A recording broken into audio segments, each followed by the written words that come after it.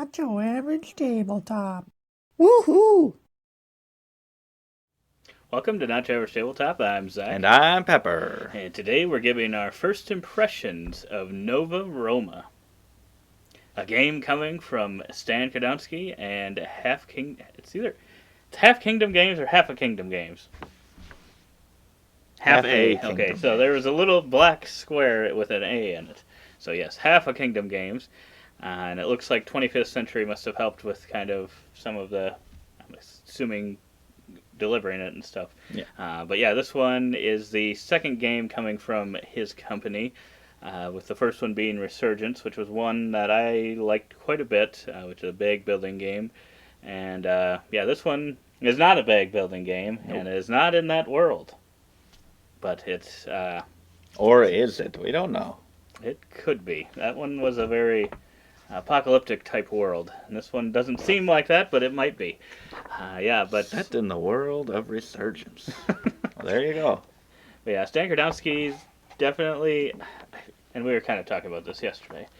He kind of has come out with what feel like a lot of different types of games. Yeah, there are some things that some that you could pick out, but I mean, if we were looking through our shelves and maybe named one game and be like, oh, try to find the I think we have 7 of his games. Mm-hmm. It's like, try to find the 6 other games from this designer. We could maybe get a couple, but very sure that we would not get all of them. Right, and I felt like this was kind of no different. He does tend to do Euro-style games, and I will say this was one I was very excited about, mainly based on the fact that I really like Resurgence, and I've tended to overall like a lot of Stan's games.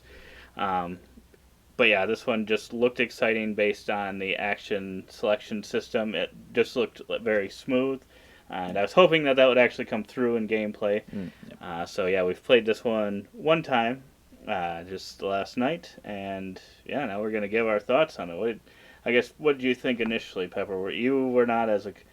I will say one of us was excited about this game coming. And another one was not quite as excited. I was not so excited about this game. I mean, well, first off, I look at the cover, and well, the artwork's good. I don't know why they have these 2 sets of laurels. Why do you do that 2 times in one logo? It just seems a little odd and distracting to me to have it for both the O's.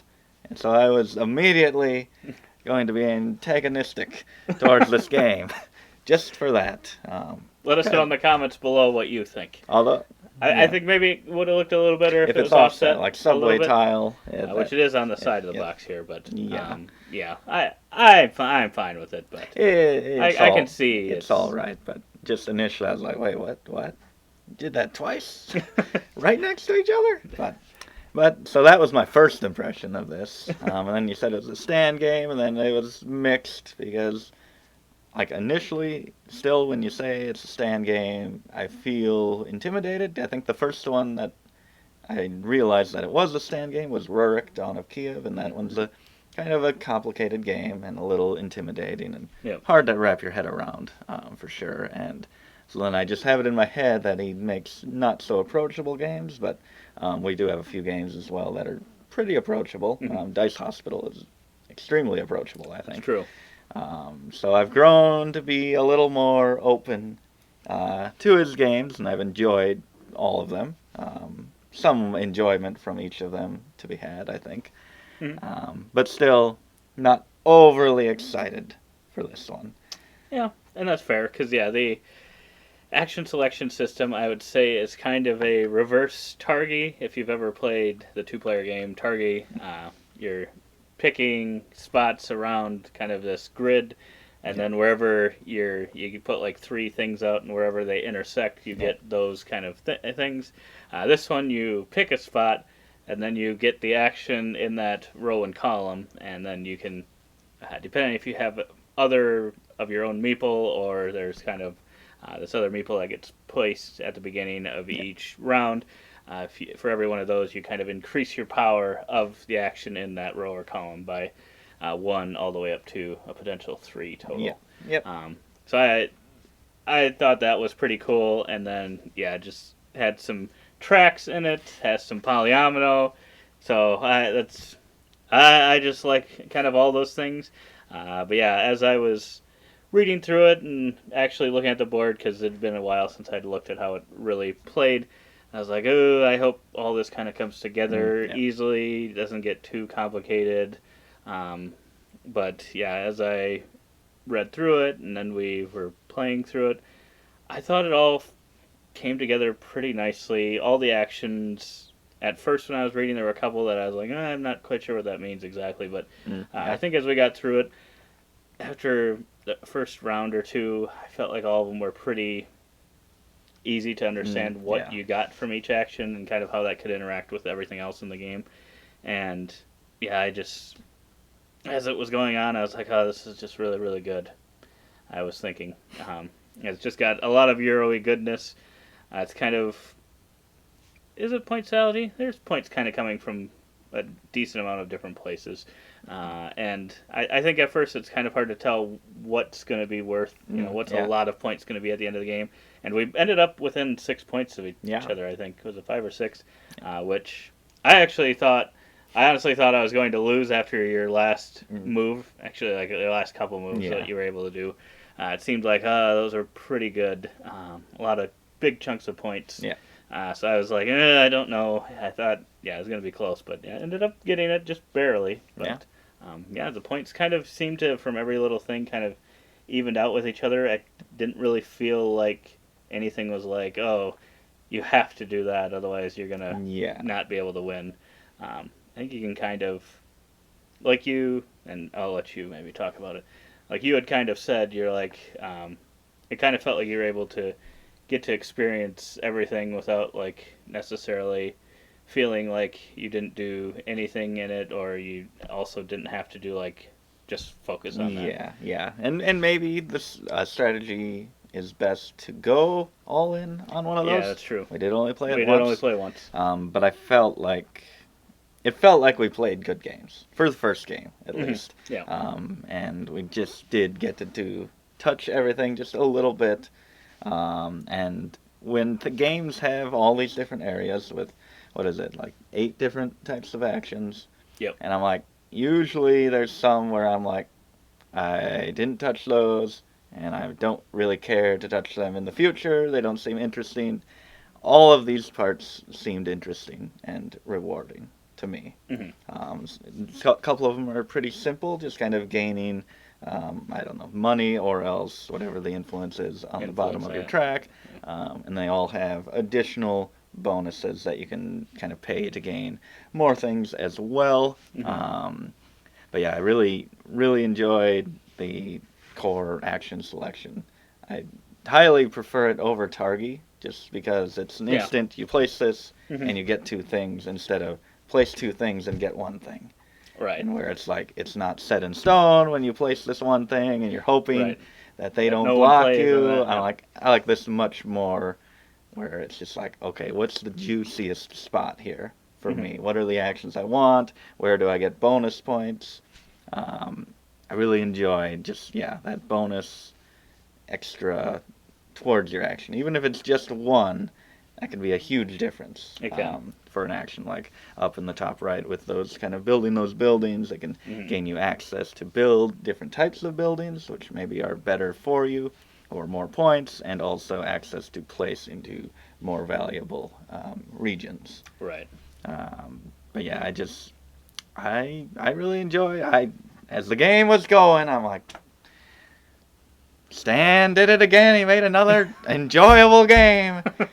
And it works. Can't be mean towards it because I enjoy pretty much every section of this game. That is true. As I felt like I I really want to hate the game. I want to enjoy the game. Right. And all sections, like you said, did feel like good at different points in the game, and I feel like that's really hard to do and make every action actually feel like you want to take it, because there are a lot of games where it's like, I don't really want to take that action, and there's the classic first player token, which I feel like our group meta is, and we're probably wrong for doing this, but our group almost never ever, if it's just like, use an action to gain first player for the next time, we almost never ever do that. And Not that we did it that much here, because it has a cost to it. Yeah. But if you do it, because you need the influence to do this action pretty much, and if you do it, you're able to, in addition, take one of the other actions up to the strength of what you just triggered this with by spending influence as well. Yes. So I like that you not only So get to do that, but you also get to choose any action you tied want. to a wild action, pretty much. Which is an amazing feeling. I guess I do like, so the most similar thing I can think of, sort of, it's not quite the same, but Lords of Waterdeep is where you can complete, or now it's been a while since I played it. I think is it completing a mission or something? You go in that area where, what is it? Now I can't remember. I've only played it once. But like but 3 I know years ago. you do something in that area, and then at the end of the round, once everything else has been placed, then you get to also take an action Oh, yeah. with that. But That's it's right. kind of the last actions that are taken, and that's a worker Yep. placement one. So, some of the good stuff, most of the good stuff's probably already going to be taken, but it at least still gives you the benefit of some action. So hopefully you get something that you want. It just might not be your first choice. Yeah. Yeah. So I like things like that, and that works in here. It's the first time I've actually thought, like, oh, I want to take the first player action. Yeah. And you don't necessarily, I do, at least the way we played it, I don't think you have to take the first player. Yeah. You just do parts of the action. So you can choose to just trigger a random action. Yeah. Yeah. Most of the time, you probably won't have to do it for just that, but there's going to be times where it probably benefits you to do that. Yeah. If you have, especially if you have a lot of influence. Yeah, if you don't for have sure. influence, then it's not as interesting of an action. Probably not. Yeah. But that's typical with other things. yeah, first player can be pretty big in the game as well. I mean, and we played at 2, so yes. it kind of was a little bit different on how Yeah. it plays. Because in that you place your normal one to get your benefits, and then you kind of place like a dummy one to block a spot. Yeah. Which is going to be interesting to see in a 3 or 4 player game how it feels. Yeah. I would say in comparison. Yeah. Yeah, that would be interesting. I mean, you didn't really have any devastating blocks of me until like the very last couple turns, which ended up deciding the game. Yeah. But then I know like the first like 6 times I laid down my block, you're just like He somehow managed to know where I wanted to just go. imagine, you would have beaten me like by 100 points if I hadn't placed those so perfectly. But yeah, that's interesting. I could see that being not great for some people.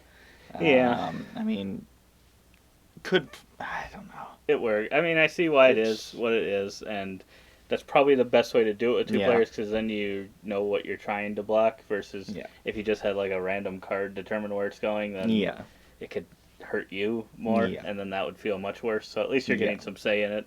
Yeah. So you can either try to block the other player, or you make sure, like, okay, well, this round I want to kind of take this action over and over. So I'm not going to place it in that area.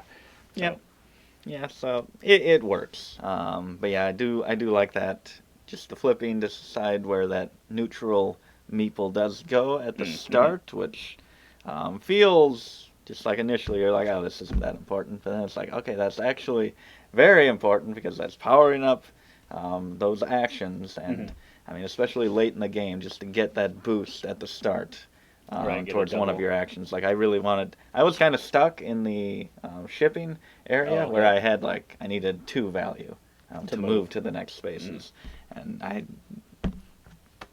somehow set myself up so both my ships were in spaces like that. And I'm like, well, I need a 2 value thing. If I had gotten the first player, I would have been when you flip it, it has 2 options. I could have been able to put it in that column for the shipping. And I'm like, oh, that would have really changed the game. I could have possibly done that and freed up other actions instead of having to build up that wild action that I said and having to do that. Instead, I could have just gotten it first turn. So it does actually have a decent impact. I still don't know if I'm going to be like, ooh, first player, but it's better than most games for sure. I would agree. Yeah, and I'm really interested because those actions are randomly placed out Yep. on those, and there were times where I'm like, God, I wish these two actions could just intersect and both be taken with one placement. Right. And they can be in some games. Right, yeah. So I'm really interested to see how that shakes changes it up. it. Because Yeah. I think that would have a decent effect. Yeah, I would agree. Because there was in the last round, like I told you, I'm like, well, I had two actions left because I'd already taken one, and I'm like, well, I need to do three things here, and all three of them are on the horizontal axis, so can't possibly do all of them. Which is, I mean, it's fine. It makes sense. Yeah. But yeah, just be interesting to see how those, depending on what the actions are, how they can combine together. Yeah, it'll definitely influence kind of how I think the game will be played. Could be pretty significantly, maybe. Yeah. We'll see. Maybe Yeah. it won't be that significant. Maybe we'll play it 10 times and be like, it doesn't really make too much of a difference. But Yeah. I think it will. I think Yeah, it I will think more than... I don't think it's going to feel like a different game, but it's going to be like, oh, that was really cool how that worked this Right. time. Yeah, that's kind of how I'm thinking about it, too. I think it's going to feel more like it has an impact than a lot of games where it's Yeah. like, oh, just set these things out randomly. Yeah. A lot of the time, I feel like most of the time that doesn't really influence the game that much. They're like, oh, Where- but there's like 17 million different ways this Cardboard game can be thing. set up. Right. It's like, And eh. a lot of those, it's like, sometimes it matters, but I feel like this one is a more significant impact on the game. Yeah. So, yeah, but there's a lot to this game. Yeah. I'm sure there are videos describing more into kind of all the different inner workings. But after one play, I'm probably coming in at like a 9.5. Could be higher with more plays, I would think. I really, really like this game. It's probably one of my top games from the year, for sure. And yeah, I would highly suggest, if you really like Euro games and that action system sounds interesting to you, I would look into trying to find it, because I don't know how big the print run was, and I don't know, like reprint wise, I don't know that it sold like amazingly well on Kickstarter. So I don't know how easy it is to get the game, but I would definitely look into it if that sounds interesting to you. And I have to admit, this is a really, really good game, and I don't know if it's like top of the year for me, but I think it's definitely one of the top Stan games for me. I really enjoyed it. All the parts of it were satisfying and rewarding, so I'll give this I'll give it an 8.5 right now. I think this could go up to a 9 and could be one that hits the table quite often. Nice. Yeah, I think I'm trying to remember all the games we've played of his.